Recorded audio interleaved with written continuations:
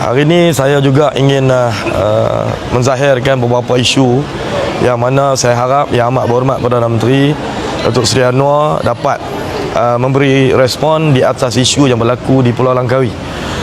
Saya difahamkan dalam keadaan sekarang ini apabila catuan feri yang telah berlaku di Pulau Langkawi menjadi terbeban kepada penduduk Langkawi semua. 28 dan 29 hari bulan ni saya difahamkan feri tak ada. Jadi ini menyebabkan satu perkara yang memungkinkan pelajar-pelajar yang akan balik ke Tanah Besar tak ada tiket. Jadi mereka nak balik macam mana? Saya harap pemilik feri di Langkawi ini jangan hanya selfish saja kepada kepentingan untuk mengaut keuntungan dan sebagainya.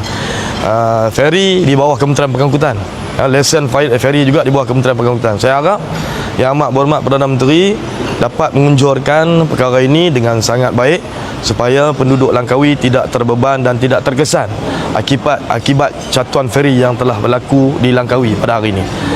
Dan hari ini juga saya difahamkan telah dihadkan 3 trip saja. Ini menyebabkan ramai penduduk Langkawi yang terkesan terbantut dalam segala pergerakan untuk nak ke Tanah Besar dan Tanah Besar ke Langkawi.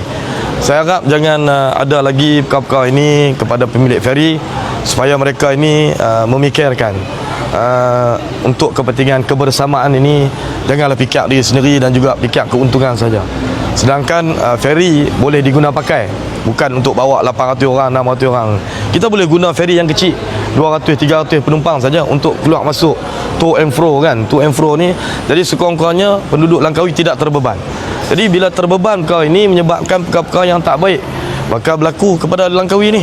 Jadi saya harap pemilik feri dapat mendengar segala luahan yang akan disampaikan oleh semua penduduk dan juga saya sendiri secara peribadi yang ingin melihat Langkawi mempunyai satu bentuk perkara yang lebih menarik dan lebih baik berlaku pembangunan dalam konteks pelancongan dan sebagainya untuk kepentingan Langkawi, bukan untuk kepentingan peribadi kita. Tapi apapun, saya harap Yang Amat Berhormat Perdana Menteri Datuk Seri Anwar dapat mengunjurkan persoalan yang terbelenggu ini kepada masyarakat Langkawi yang terbeban akibat catuan feri yang telah berlaku bermula daripada hari ini sampailah 5-6 hari saya difahamkan. Jadi bila orang balik musim perayaan ni kan agak terbeban lah, terkesan mereka nak balik, nak keluar balik apa semuanya ni bila ada catuan jadi masalah. Jadi kita kalau boleh bagi ada timbang rasa dan timbang balas yang baik. Selama ini pun masyarakat Langkawi menyokong penggunaan feri dan sebagainya agar sama-sama mendapat keberhasilan kedua-dua belah pihak. Jadi saya harap, mohon sangat-sangat Yang Amat Berhormat Perdana Menteri dapat menyelesaikan persoalan ini dengan segera mungkin sebab lesen feri di bawah Kementerian Pengangkutan. Dan saya minta juga Menteri Pengangkutan tengok perkara ini dan selesaikan isu-isu ini yang melibatkan penduduk Langkawi. Jangan kita menganggap perkara enteng sebab ini melibatkan tentuan yang bakal berlaku di Langkawi kepada penduduk Langkawi. Jadi alhamdulillah dengan berkat keyakinan penduduk Langkawi yang diunjurkan kepada saya harap Yang Amat Berhormat Perdana Menteri Datuk Seri Anwar dapat menyelesaikan segera mungkin dalam isu ini. Begitu juga dalam isu diesel yang saya difahamkan mereka kebanyakan pengusaha-pengusaha feri ini memberi alasan diesel naik. Jadi mereka pun nak naikkan harga tiket feri apa semua. Tak payahlah, cukuplah. Buat masa ni jangan kita fikir nak untuk keuntungannya. Setakat yang saya difahamkan walaupun negara luar yang terkesan dalam konteks diesel dan sebagainya akibat peperangan yang berlaku dalam dunia ini, tapi Malaysia masih lagi dalam keadaan cukup selamat dan cukup baik. Jadi apapun jangan kita fikirkan keuntungan semata-mata.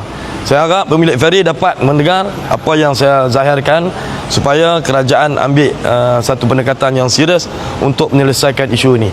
Kalau boleh kerajaan panggil pemilik feri di Langkawi ini untuk duduk bersama-sama selesaikan isu dengan cara baik dan juga cara orang kata win-win situation.